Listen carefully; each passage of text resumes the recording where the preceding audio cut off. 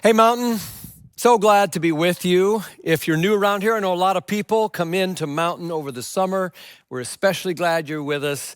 Today is a super important and practical message. I'm really eager to share it. It's part of our All In series. We're calling it All In because we're doing this deeper dive into the life of a man named Paul, who is famous because he is the author of about half of the New Testament books of the Bible. But we call it All In because he's like the absolute most committed, on fire, sold out follower of Jesus Christ you could ever meet.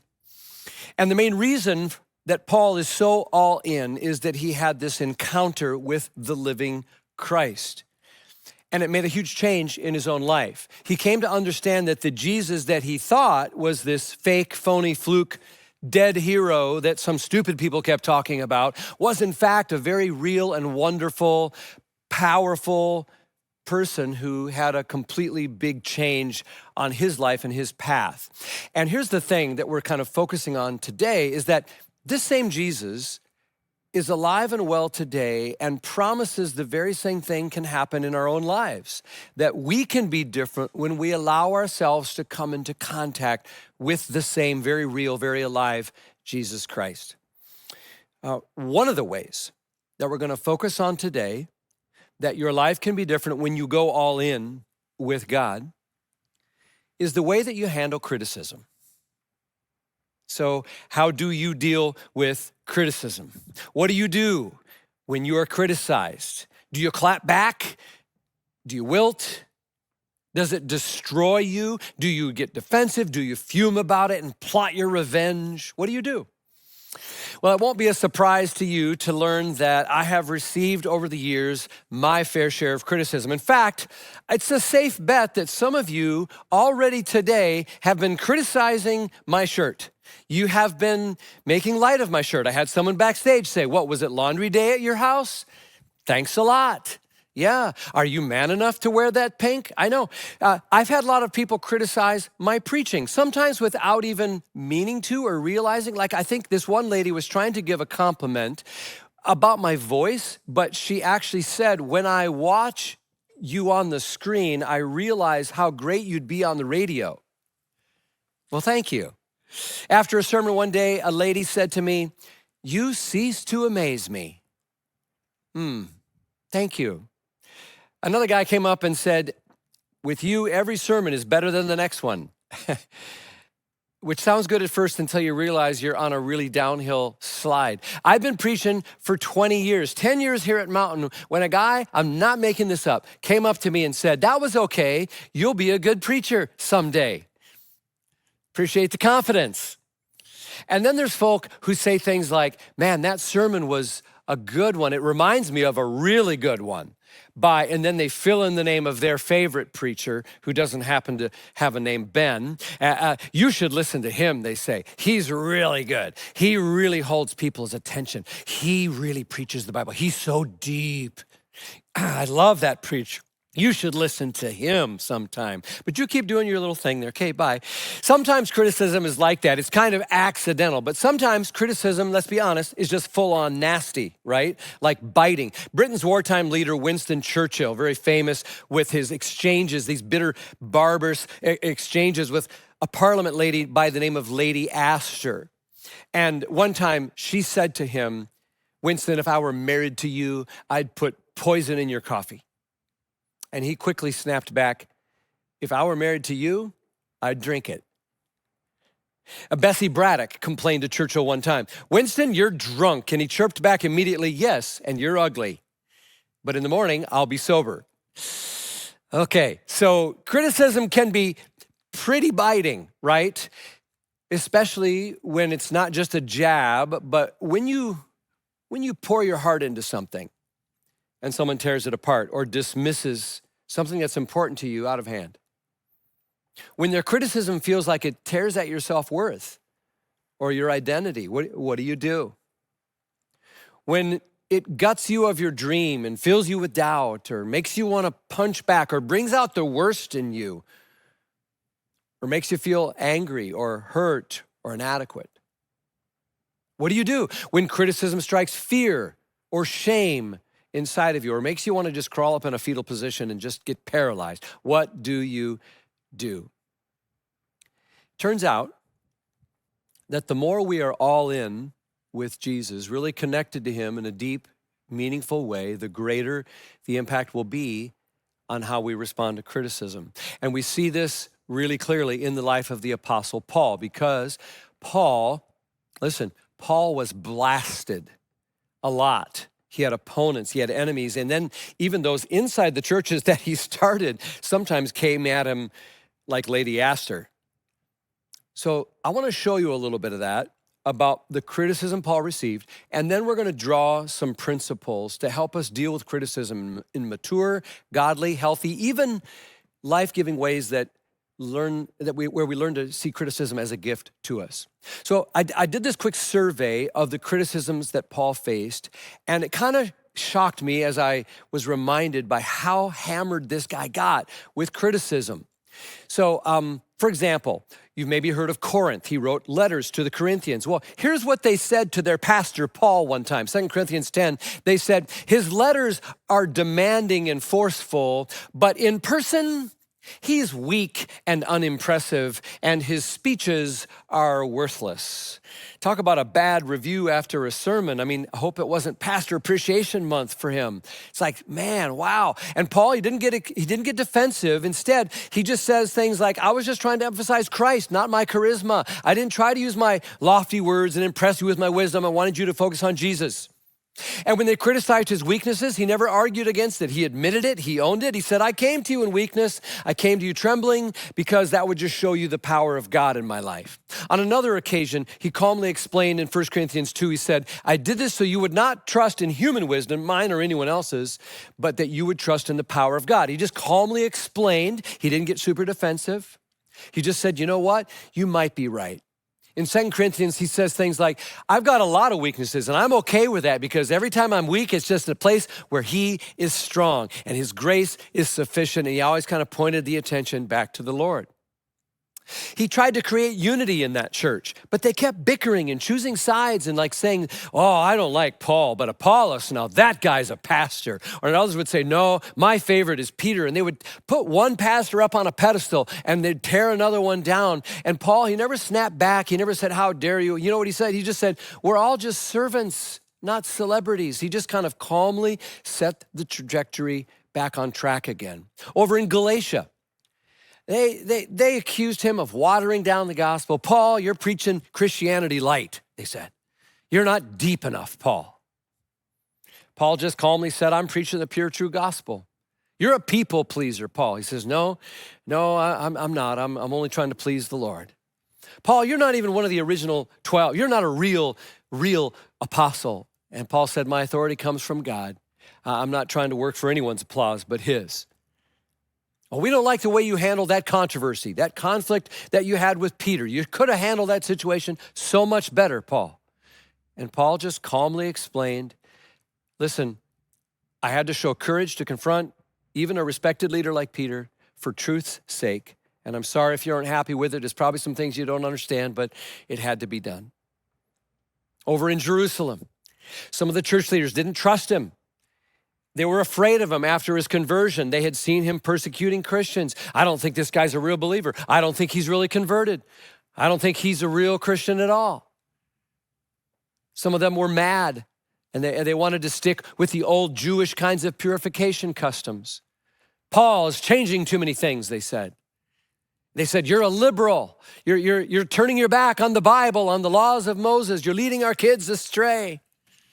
Criticism. He faced a lot of it. Over in Athens, he stood up to preach one time among the philosophers and the academics, and they mocked him for his message. Acts 17 says, when he told them about Jesus and his resurrection, they said, what's this babbler trying to say? That's what every preacher wants to be called, you know, a babbler. What's he trying to say with these strange ideas he's picked up? The word babbler there just refers to the idea that he's an intellectual lightweight. He's grabbing ideas anywhere he can, like a chicken out pecking at seed. He's irrelevant. He's foolish.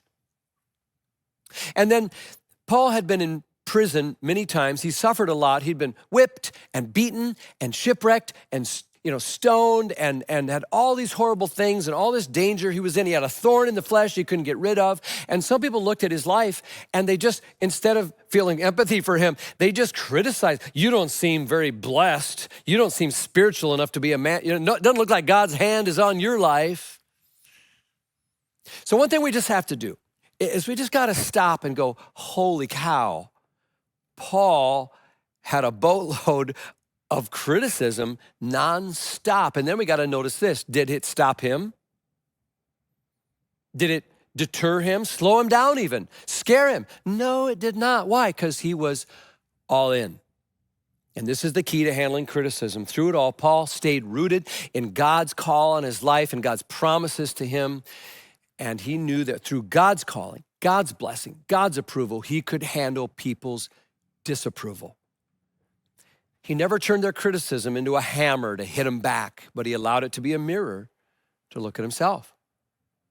And when criticism pointed out a weakness, he owned it, embraced it, and used it as a way to say, God's stronger in the middle of my weakness. Because he was secure in his all-in relationship with Jesus, he could respond with grace, never out of pride, never out of fear, never out of anger. He never let criticism sidetrack him with this short-term vindication because he had his eye on long-term faithfulness. All of which shows us that criticism doesn't have to define you either. But we can learn from Paul that it can refine you. It can change you. It can help you. It can help you grow. So we're just going to get practical for the next few minutes because every one of us knows what it's like to face criticism, and it's worth thinking about how could the all-in presence of Jesus in my life change the way I deal with it, change the way I respond to criticism, whether it's someone at work, maybe your boss or a colleague, or someone that reports to you that has little jabs, or maybe an opponent or someone at school. Maybe it's a friend, someone on your team, someone maybe in your neighborhood or even online, someone in your family. Let's just share some principles that every one of us can use, and I think you're going to see how practical they are. Okay, you ready to dive in? Here we go. Principle number 1. We'll put them on the screen. You put them in your notes. Put them into your heart. Here it is, friends. The good news today is that criticism is 100%, 1,000%, 1,000,000% what? Unavoidable. I think it's easy to think that criticism is proof that you're doing something wrong. It's proof that you're a bad person or a bad leader or whatever. Can I just ask you this? Can we agree that Jesus was a good person? Was he a good leader? Was he a perfect leader? Yeah, I think so. But he was criticized like crazy, wasn't he? So what makes us think that if we receive some criticism, it's proof that we're failures? It's just simply not true. In John 15:20, Jesus says, since they persecuted me, naturally, they will persecute you also. Listen, not all criticism is even about you at all. Especially if you're a Christian, you're going to get some criticism just for that, like bonus criticism just right there, because some people reject God and anyone who has anything to do with him. Over in Acts 13, back to Paul, it says, when some of the Jews saw the crowds that Paul was gathering as he was teaching about Jesus, it says they were jealous. Oh, so that's what's going on. So that's why they slandered Paul. That's why they leveled their criticism against him. And they argued against whatever he said. It didn't matter if what he said was true or good or helpful or right or anything. Some people just want to argue with whatever you say. They want to make it look like you're the problem. When you're praised and applauded, don't pay any attention. And when you're rejected and abused, don't quit. Because it wasn't human opinion that called you into being and gave you the work that you have to do. And don't let the human response or the criticism get you sidetracked either.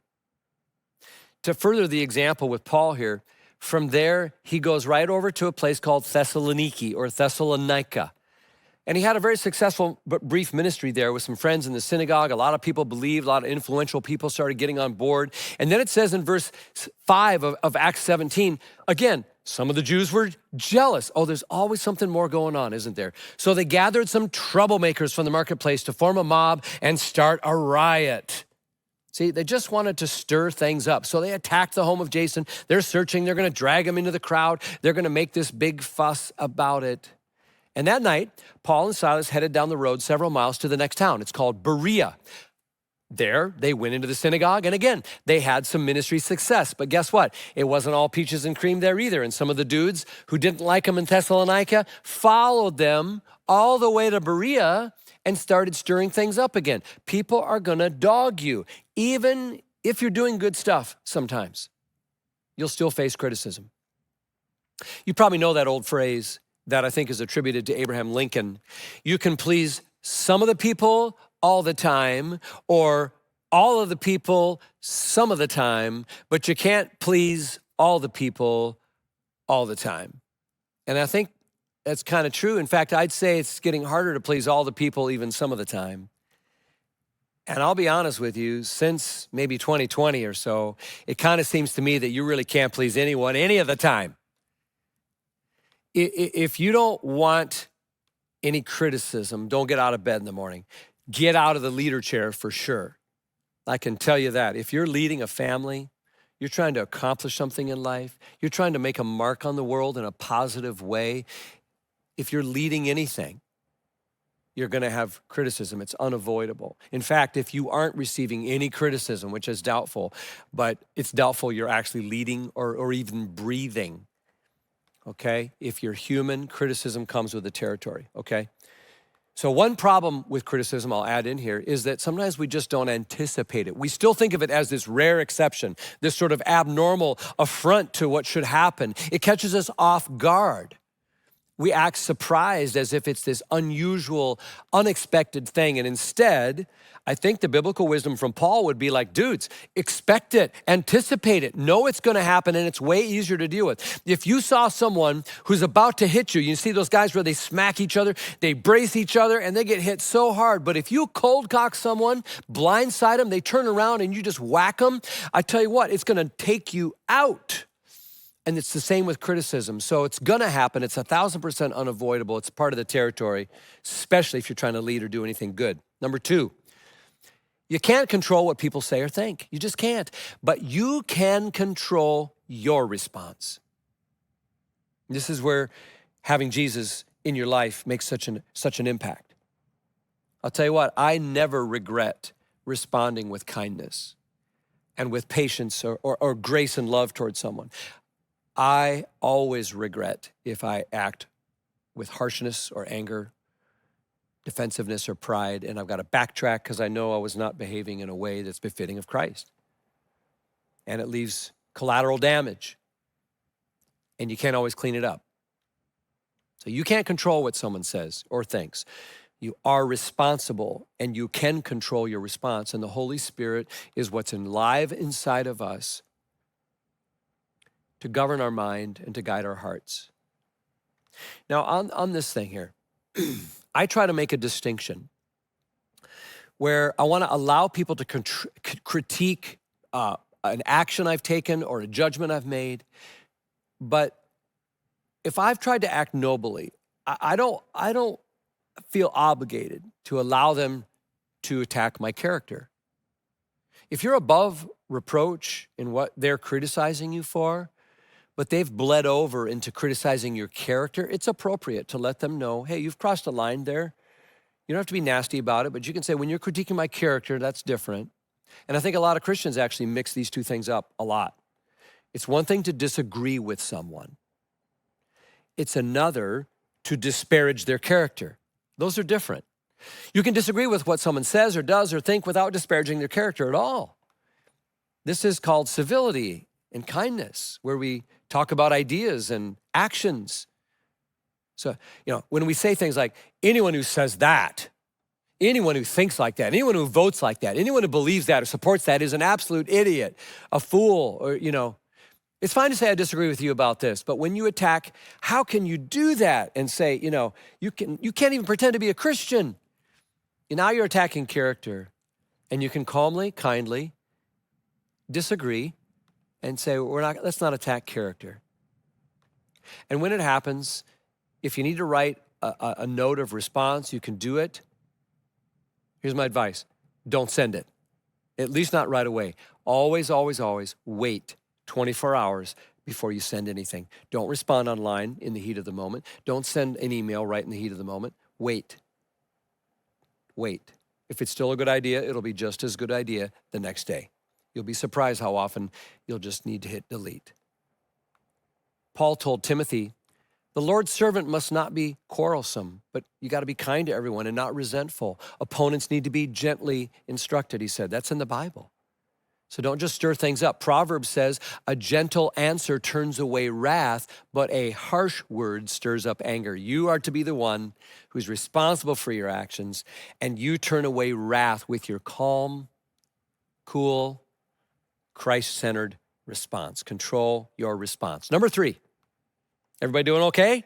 We're learning about criticism. Number 3, often the issue is not the issue, right? We know this, don't we? When someone criticizes you for something and you respond to the issue that they raise, what you often find out is what? Well, you're missing the point because the point of the criticism was not the actual point. There's always a thing behind the thing. And most of the time behind every criticism, there's some kind of hurt. Some kind of deeper hurt. Angry people are hurt people, and hurt people hurt people. Angry people are hurt people, and hurt people hurt people. Almost always when you see criticism coming from someone, it's a sure sign there's some kind of disappointment going on in their life, some kind of loss or grief or sadness or anger. So it's amazing when you just realize that. Even if you don't know it or can't name it or see it, you can be empathetic. This is why sometimes I'll just pick up the phone and call someone when they criticize. It's amazing how immediately it changes their demeanor.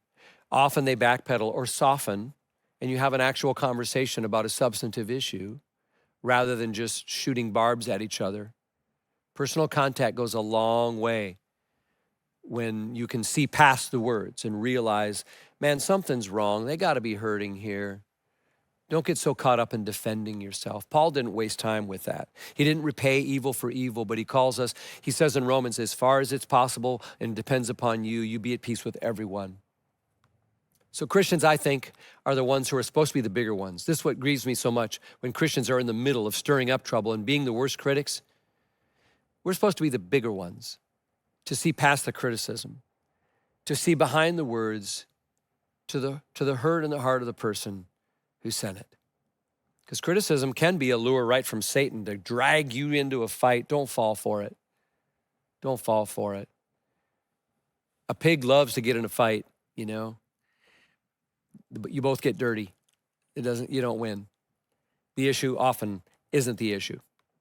Okay, fair enough. Number 4, not all criticism is equal in value. Okay?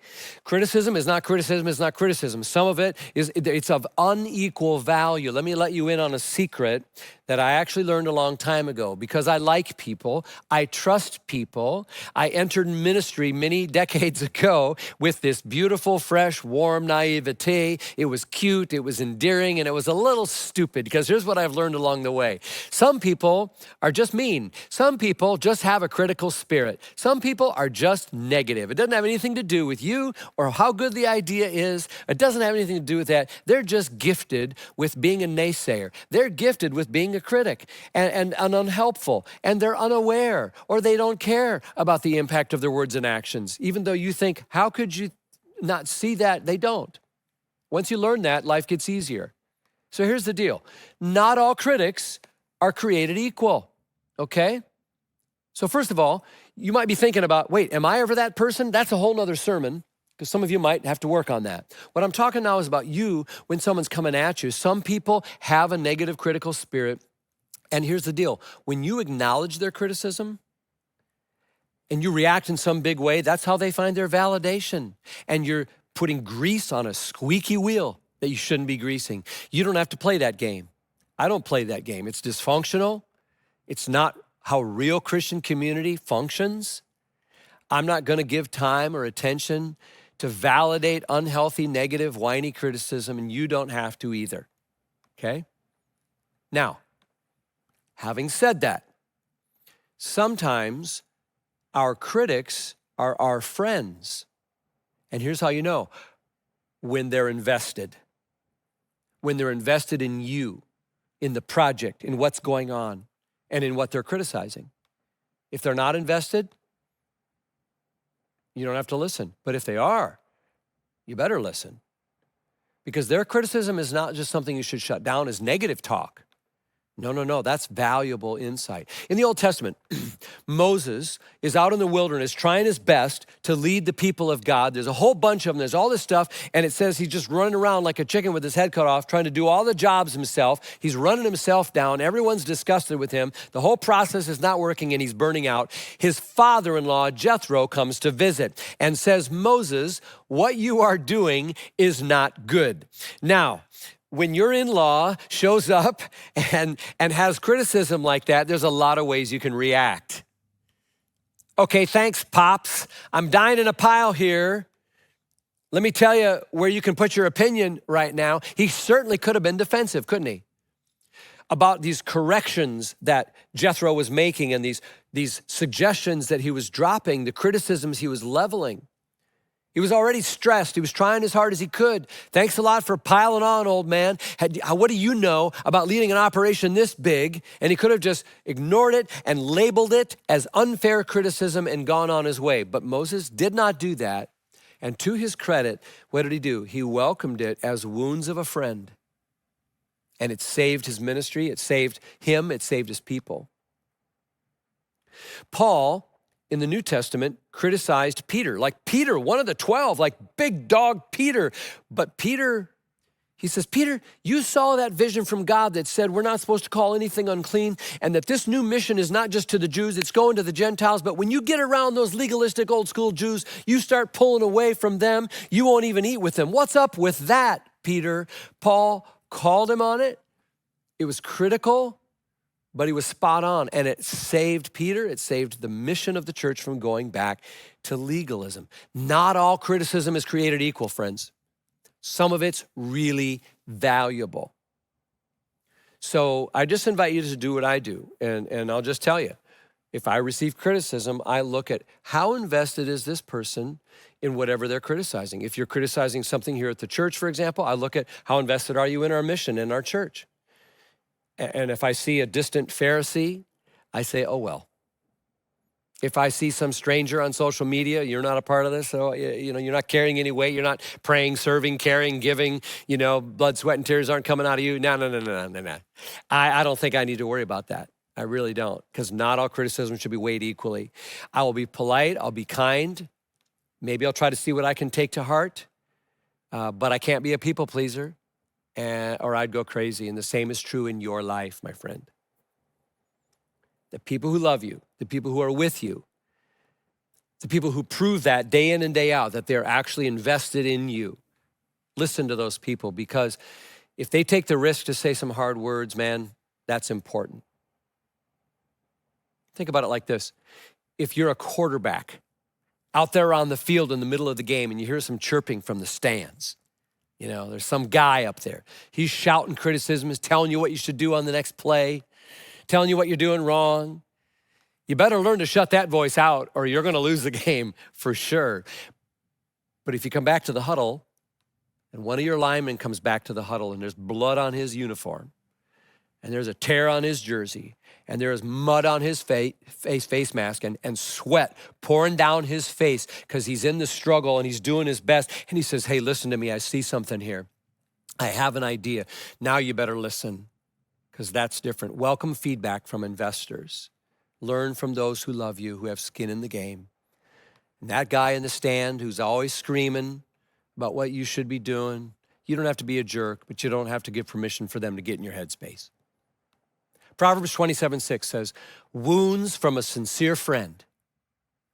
Man, that's gold. It's better than many kisses from an enemy, I'll tell you that. Even if it feels like a wound, if they're telling you the truth in love, it's valuable. So ask yourself on the flip side, are you the kind of person then that people can truly approach? That they would feel safe, like knowing you won't just, shut them down, shout them down, get defensive, or ignore what you say. The more you welcome feedback, and guidance and criticism from investors, you realize it doesn't have to make you bitter. It'll make you better. Which leads us to number five. Number five.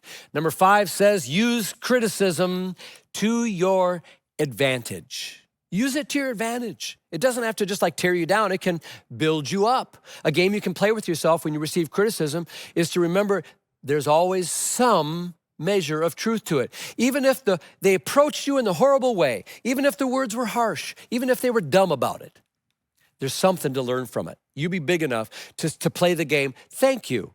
You're going to make me better through this, even if their approach was awful. Ask the question, how can I get better? How can I learn from this? How can, instead of feeling it like a hammer tearing me down, how can I see it as a mirror to expose something in a good way that I can grow from? There's always something, even if it's little. Not only does it help you grow and learn that you don't need to be defensive, it breeds humility, and it's a form of strength that you don't have to freak out and shout down all your detractors.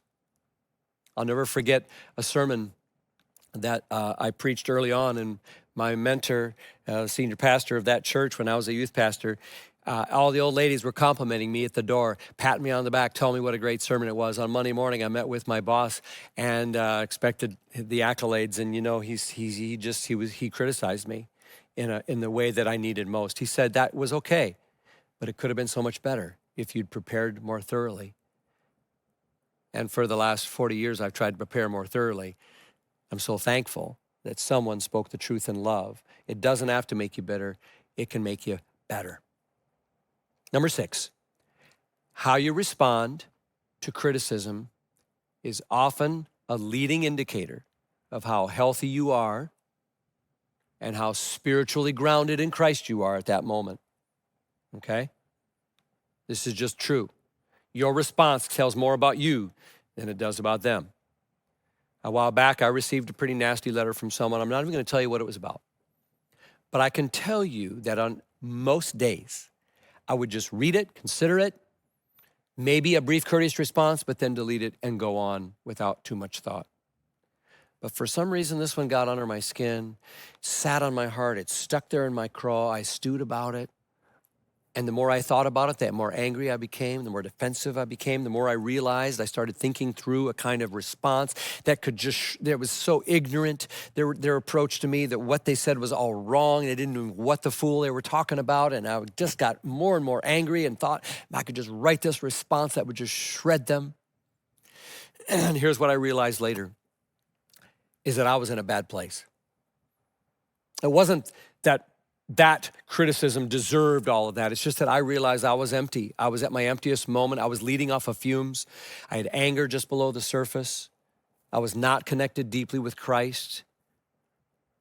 I was on the mission, but I was not all in with my closeness with Christ. So how I want to respond to criticism, I've learned, is a dashboard. It's a leading indicator of how I'm actually doing spiritually.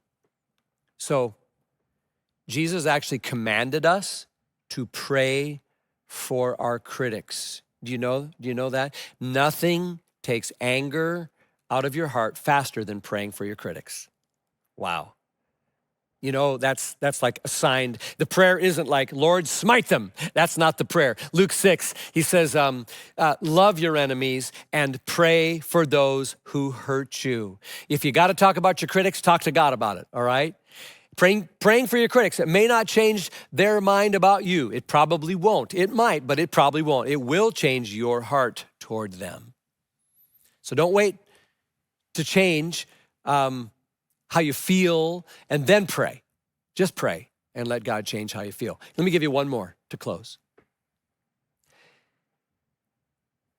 This is maybe the most significant, and it's how Paul lived his life in an all-in way, and that is that we must always live and lead out of our blessing and not for a blessing. If I just make a complete confession to you, a lot of people like me, ministry people, and maybe people like you too, we like people. And often, a lot of us, we like to be liked by people, a great many of people. might even be categorized as recovering approval addicts. I think I could be guilty of that. And what that means is we sometimes are waiting for someone to give us that approval, that blessing. And yet, we're already approved. We're already blessed in Christ. He has already loved us, you guys. He's already promised to be with us. He's already blessed us. And so we are not working, living, trying to do good, please someone, do a good job at work, make our spouse happy, make our kids, we're not doing any of that in order for a blessing, because we are already blessed. Lead out of that blessing that God has given you, not in hopes that you will get a blessing. So that anything you're doing, any task, any job, anything you're doing, before you do it, just know you're already blessed and forgiven, and lead out of that strength. And then you won't be mad if someone doesn't approve or bless you the way that you want them to. Jesus lived out of love, not to get love. At his baptism, the voice of the Father came and said, "This is my beloved Son. I love him, hear him," and he validated him, and he gave his identity, and that same voice is spoken over every single one of us. If you've given your life to Christ and you said, "In the waters of baptism, I'm all in," and you went under that water, you came up out, guess what? God's voice is over you. I love you, I bless you, so that you can always live and lead out of that blessing, not striving to get it, because you're already approved by God. If you'll keep this firmly in your heart, you'll be able to handle criticism when it comes. And if you fail to remember this, criticism will wreck you and leave you in a pile. Jesus could live and lead because he could love people and live his life because he was loved and he knew it. He led out of his blessing, not because he needed to get that back from people. If you, listen, final statement, if you crave people's praise, you will be crushed by their criticism. But if you live your life in an all-in way with the one who loves you and you lead out of that blessing, you won't ever have to live for it. God bless you guys as you live an all-in life and handle criticism like someone who's been blessed.